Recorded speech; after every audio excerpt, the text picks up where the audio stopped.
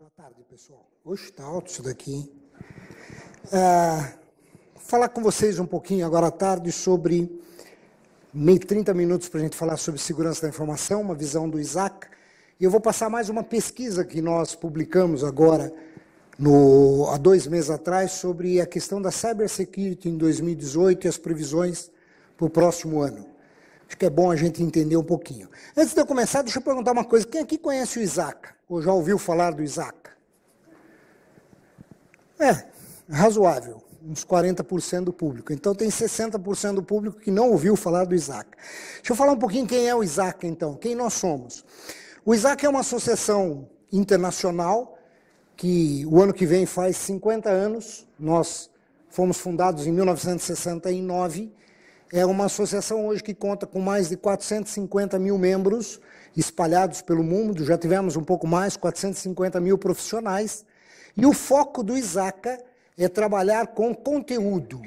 Que tipo de conteúdo? Quem aqui já ouviu falar do COBIT como modelo de governança? Olha, mais do que quem já ouviu falar do Isaac. Então, para quem conhece o COBIT e não conhece o Isaac é o que promulga o COBIT. O Isaac é que provê o conteúdo do COBIT. O COBIT nasceu dentro do Isaac. Então, nós trabalhamos como capítulos espalhados pelos países. Nós estamos em 188 países. O Brasil tem 3 capítulos, aliás 4, porque abriu em Belo Horizonte. Tem um capítulo de São Paulo, capítulo do Rio de Janeiro, capítulo de Brasília, e foi aberto um capítulo em Belo Horizonte. E esses capítulos fazem o quê? Eles fazem o que eu estou fazendo aqui. Eles divulgam o Isaac para que vocês conheçam o que o Isaac faz. Então, um resumo rápido aqui criado em 69, mais de 450 mil profissionais envolvidos, e é isso que dá base para a criação dos nossos documentos, dos nossos materiais. Temos ativos o ano passado, 135 mil associados, e já emitimos ao longo desses 49 anos mais de 165 mil certificações. Que tipo de certificação a gente emite? O Isaac nasceu emitindo uma certificação de auditoria, chamado CISA, que é o Certified Information System Auditor. Esse certificado foi o que começou o Isaac. Logo depois, na sequência, veio um certificado de risco, um certificado de segurança da informação e um certificado de governança, que é o SIGINT. E, além disso, nós temos o produto COBIT, que nós também fazemos a certificação do COBIT em 3 camadas.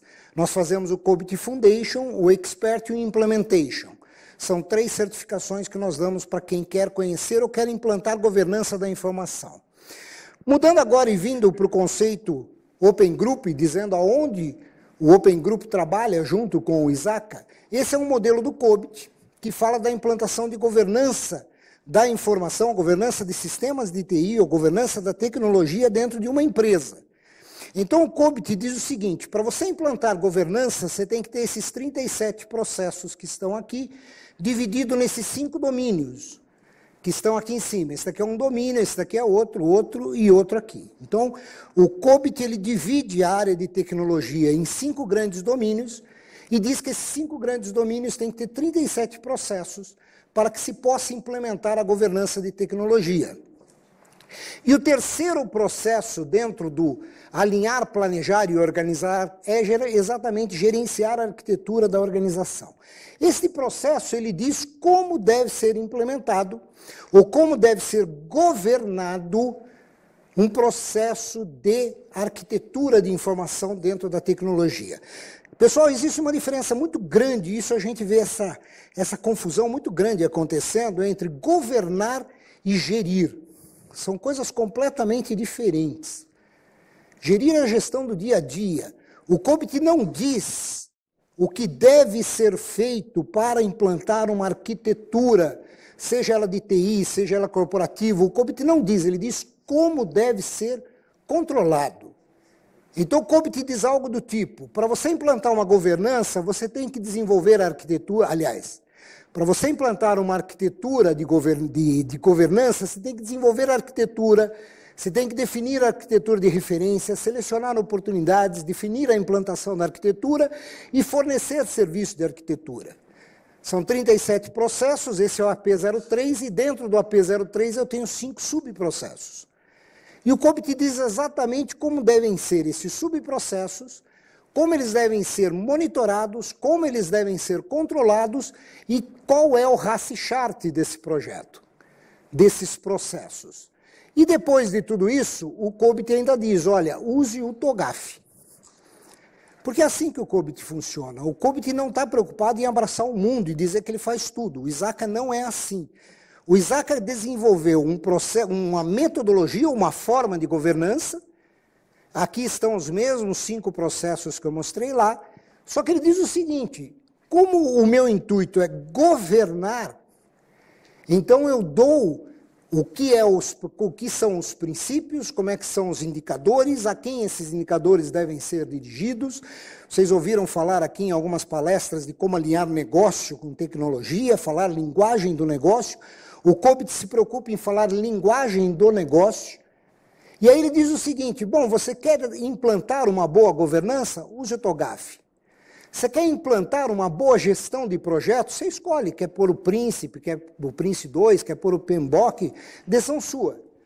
Você quer implantar uma boa gestão de infraestrutura de TI? Pode usar o White, ou pode usar ISO 20000, use o que você quiser. Porque esse é o padrão do COBIT, é como o ISACA trabalha. O ISACA também publica algumas coisas de segurança da informação, isso é um quadro que saiu dentro de um livro de segurança da informação que está dentro do ISACA.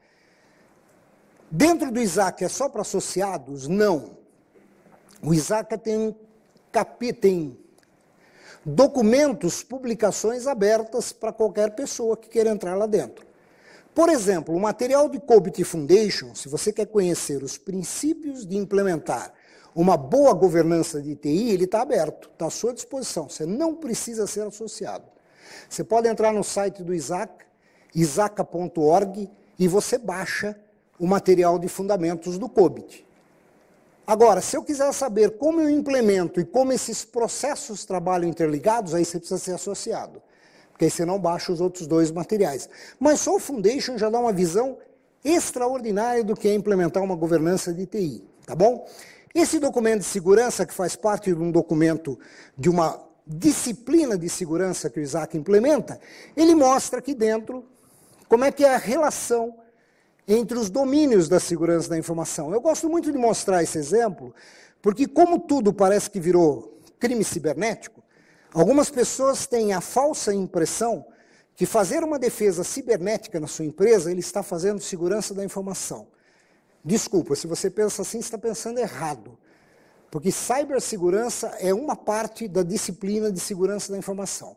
E é uma parte, porque dentro da segurança da informação, eu tenho segurança de aplicação, que não tem nada a ver com defesa cibernética. É saber se o meu código está ou não sendo escrito de maneira segura. Eu tenho a segurança da rede, eu tenho a segurança da própria internet, do Wi-Fi, dos meus equipamentos, do meu WAF, do meu spam de e-mail, que não tem nada a ver com cibersegurança, porque as defesas estão outras. E eu tenho também a segurança de acesso, a segurança de identificação. Então vocês estão vendo que muitas vezes a gente fala cibersegurança, o pessoal confunde e fala, bom, se eu fizer uma boa defesa de cibersegurança, eu protejo a minha empresa. Não, você não protege, porque faltarão outros componentes para serem protegidos.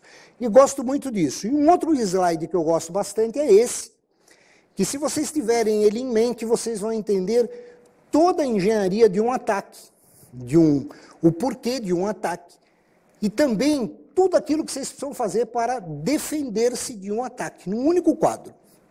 Porque esse quadro diz assim, olhando pela perspectiva do dono do negócio, que é o stakeholder,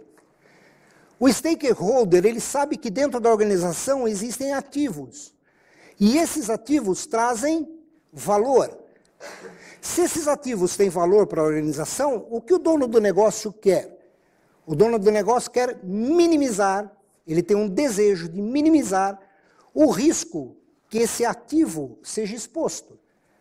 Se isso é o desejo dele, como é que ele faz isso? Ele impõe controles. E ele impõe controles para quê? Para que esses controles reduzam possíveis vulnerabilidades ou reduzam o risco. Eu posso ter controles que reduzem o risco, ou eu posso ter controles que reduzam a vulnerabilidade, que, como consequência, reduzem o risco. É isso que o dono do negócio pensa, de maneira muito simples. E aí quem trabalha com segurança da informação aqui, ou já trabalhou com segurança da informação, o dono do negócio chega e diz assim, eu quero que você proteja aquele servidor. Como é que você vai fazer isso? É problema seu, porque ele é muito valioso. E você tem que pensar assim, bom, se eu tenho que proteger, eu tenho que diminuir. Eu tenho que ter controles que me reduzam a vulnerabilidade ou que reduzam o risco do quê?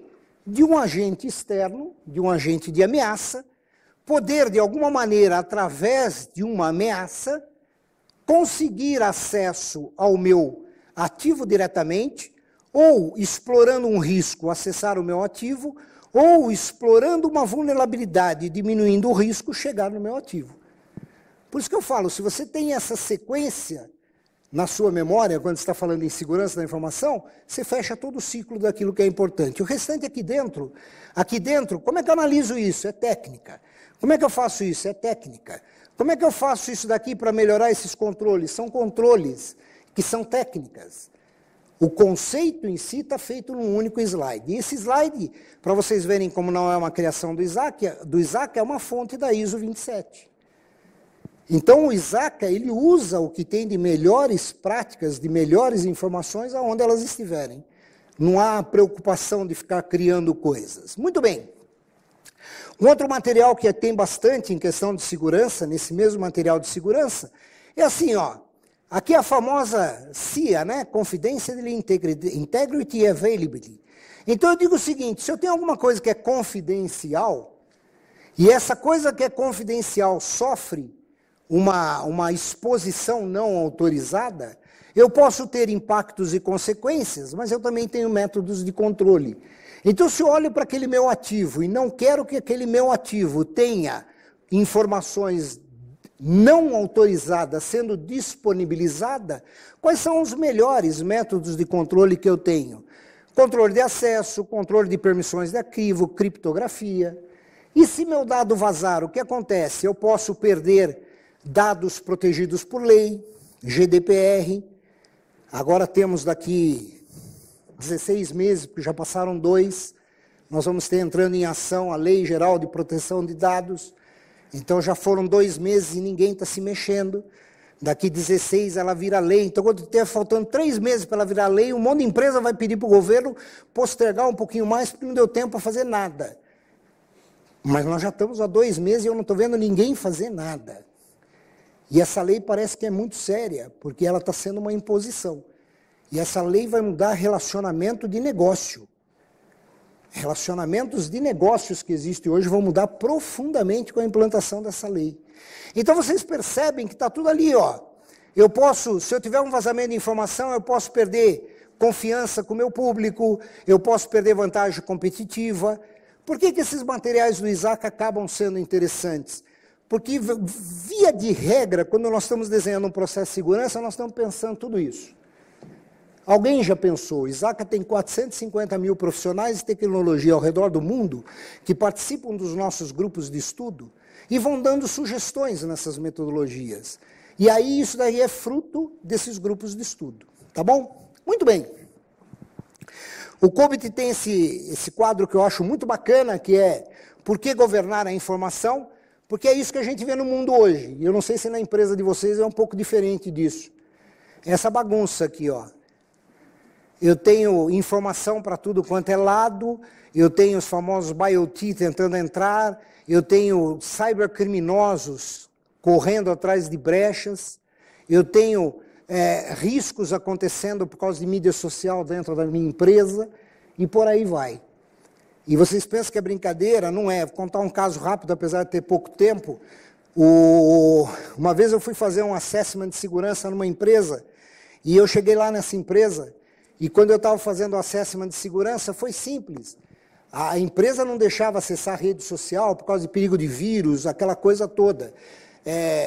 Mas por acaso que o nosso amigo aqui falou da geração que existe hoje, e eu cheguei lá e de repente, no meio do assessment, quando a gente faz assessment, a gente é meio auditor, é meio chato, é um cara meio picuinha para procurar as coisas, eu vi uma ponta de uma anteninha de Wi-Fi escondida atrás de um armário.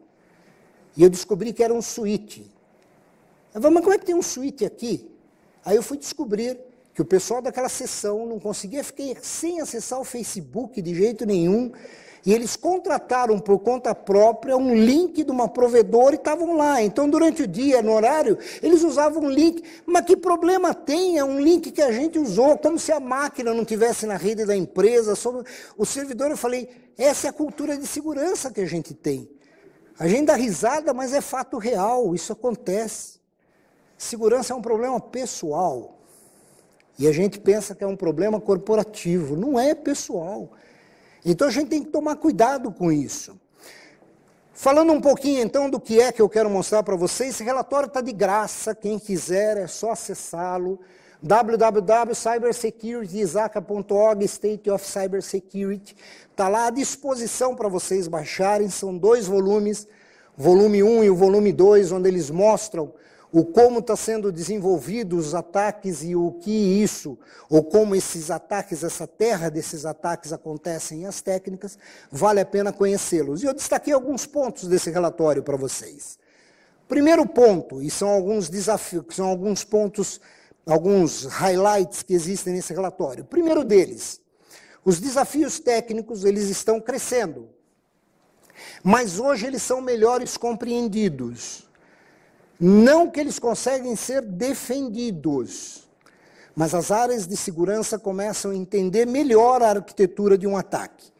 Então, se alguém for atacado com WannaCry hoje, a pessoa já sabe como ele escala uma memória, como é que ele busca privilégio, o que ele tenta fazer.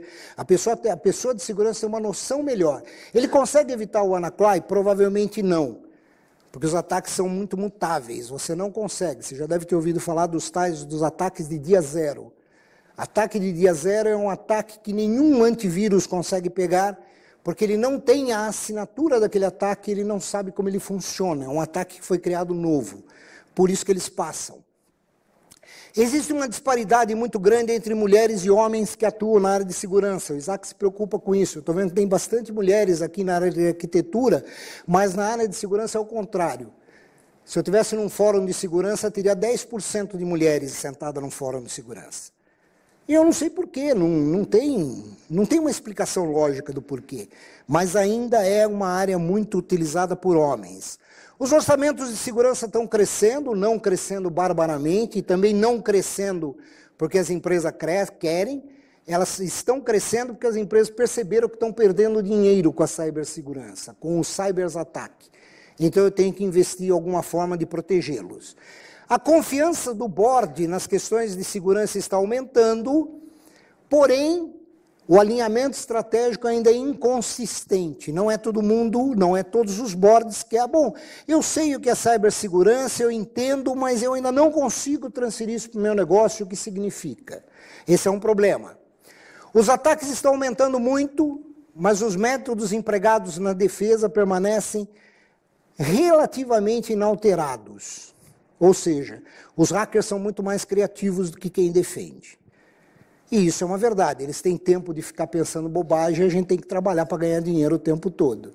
Então eles têm tempo de produzir cada vez mais ataques sofisticados e complicados. Tá? Motivação continua sendo monetária e as contramedidas estão se aproximando de uma proteção mais efetiva. Deixa eu dizer uma coisa para vocês, eu gosto de falar isso cada vez que eu falo de segurança, porque às vezes a gente às vezes assistiu o filme, que o hacker é aquele cara, que é um cara idealista, que é um cara que faz o e-mail. Deixa eu dizer uma coisa para vocês, hacker cibernético é bandido. Ele é tão bandido quanto um cara que põe uma arma na cara de uma pessoa. Ele é bandido, ele não se preocupa com ninguém, o negócio dele é grana. Pô, você está exagerando. Estou exagerando? Quantos aqui souberam do ataque que houve o ano passado no Hospital do Câncer de Barretos? Pouca gente. Mas em junho do ano passado, o Hospital de Câncer de Barretos, que é um hospital de câncer referência nacional em tratamento de câncer, foi atacado por um conjunto de hackers e eles tiveram todos os seus equipamentos criptografados por um WannaCry. E eles ficaram naquele jogo de braço, paga, não paga, paga, não paga. Detalhe, eles não tinham backup para voltar. 3 semanas o hospital ficou parado. O que vocês acham que significa para uma pessoa que está em tratamento de câncer não poder receber a quimioterapia ou a radioterapia no momento que precisa, quando a gente sabe que tratamento de câncer é extremamente sensível ao momento que você recebe e as doses têm que ser exatamente em períodos corretos. Então o hacker que fez isso é bandido, porque ele não se preocupou se pessoas com tratamento de câncer iam ou não morrer pela falta do tratamento. Ele estava preocupado que o hospital pagasse o resgate das máquinas. Por isso que eu falo para vocês, cuidado. Criminoso cibernético, a única diferença é que ele não põe uma arma na sua cara, mas ele é tão bandido de índole quanto aquele que põe a arma. Porque se ele parar um hospital desse, ele pode matar muito mais pessoas. Tá? E é uma visão romântica, que às vezes eu pego... Não, você está exagerando, o hacker não é bem assim, o hacker é pior. Tá? A inteligência por trás das ameaças tem prevalecido, infelizmente. E a melhor forma de contramedida tem sido a implantação de defesas mais ativas, defesas em camadas. Um exemplo de defesa em camada que a gente vê, às vezes você vai conversar e fazer alguma coisa de cibersegurança, e a própria pesquisa fala isso. Não, eu já tenho um antivírus. Mas a gente sabe que os antivírus têm falhas, porque você não usa dois. Já tem uma coisa baratinha. Um antivírus hoje custa 40, quando muito $50 por ano por máquina, e se você comprar em larga escala, isso cai para menos da metade. Você não usa dois, você só usa um. Porque o que um não vai pegar, a chance do outro pegar é maior, isso chama-se defesa em camada. Mas a pessoa, não, já tenho, não preciso. Mas você já foi atacado. Se você perguntar para qualquer empresa que já foi atacado, todo mundo vai dizer que nunca foi. Até entrar em ação a Lei Geral de Proteção de Dados, porque ela diz que as empresas atacadas serão obrigadas a divulgar que foram atacadas, como é na Europa. Então não vai dar mais para a gente esconder. Tá? Muito bem, quais são os principais pontos desse relatório? Primeiro deles, nós estamos num mundo ainda desconhecido, para nós que defendemos, é um mundo muito nebuloso ainda. Por que nebuloso? Porque 50% das pessoas que responderam dizem ou têm a percepção que os ataques vão continuar crescendo. Eles estão corretos, os ataques continuam crescendo dia a dia.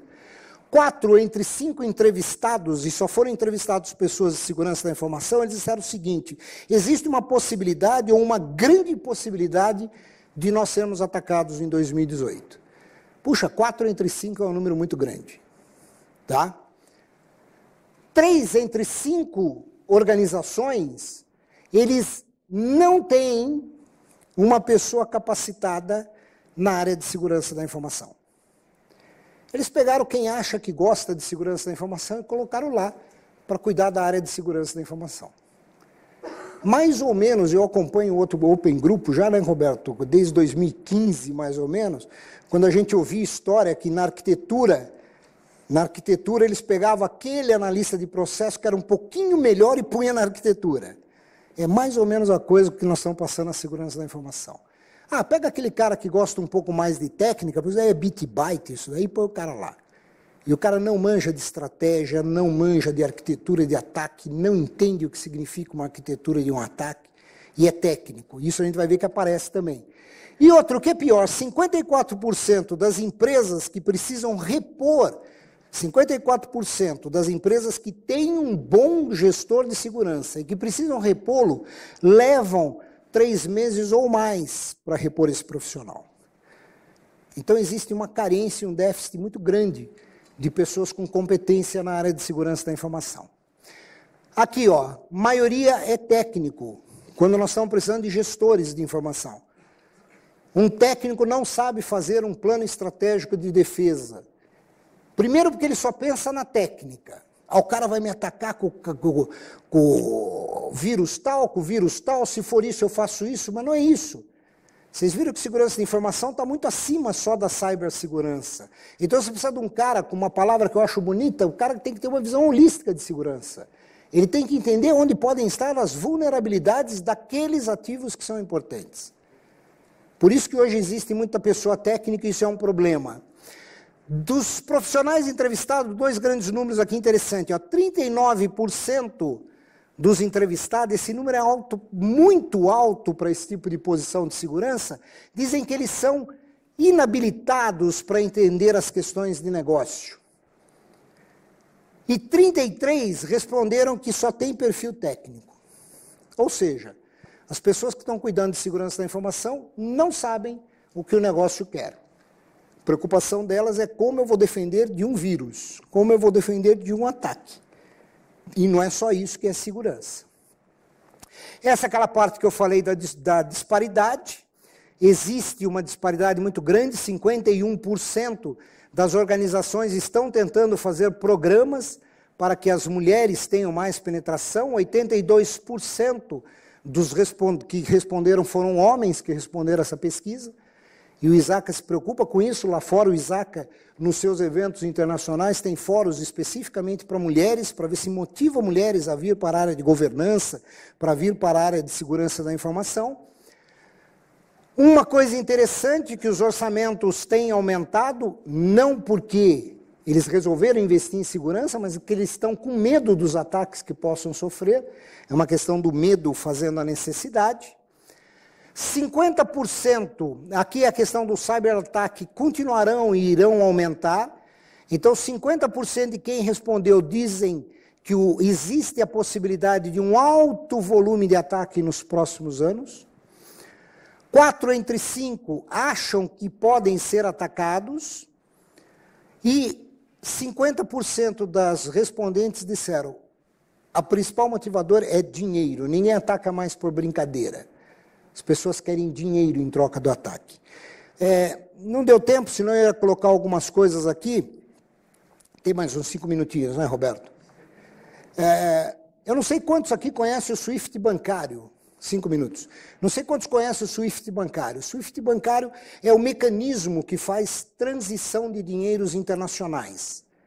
Então, é quando você faz uma ordem de envio de dinheiro, o SWIFT é o mecanismo que faz isso. Ele serve desde valores de pessoa física até valores de países.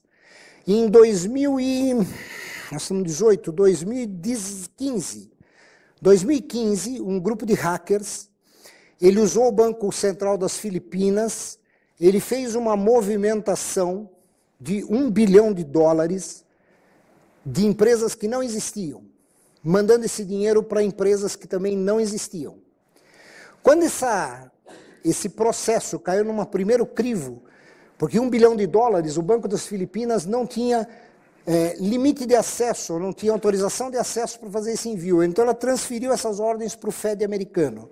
O Fed americano foi fazer as liberações, e quando eles foram fazer a liberação, por erro bobinho, erro bobo, tinha um ponto onde não podia ter ponto, tinha alguma coisa que não batia, alguma coisa escrita errada, eles cancelaram $800 milhões, mas sobrou $200 milhões, que passaram para o segundo crivo. Nesse segundo crivo, pegou-se mais $120 milhões, porque o destinatário tinha um nome errado, tinha um nome que não fazia sentido. Pois bem, $80 milhões passaram para 4 empresas. Nunca descobriram onde foram parar esses $80 milhões. E eu não sei quem são as empresas, e até hoje o FBI também não descobriu.